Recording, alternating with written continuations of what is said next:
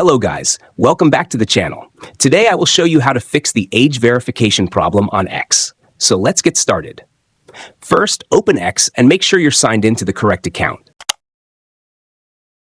Then click on your profile icon and open your profile. After that, click on Edit Profile.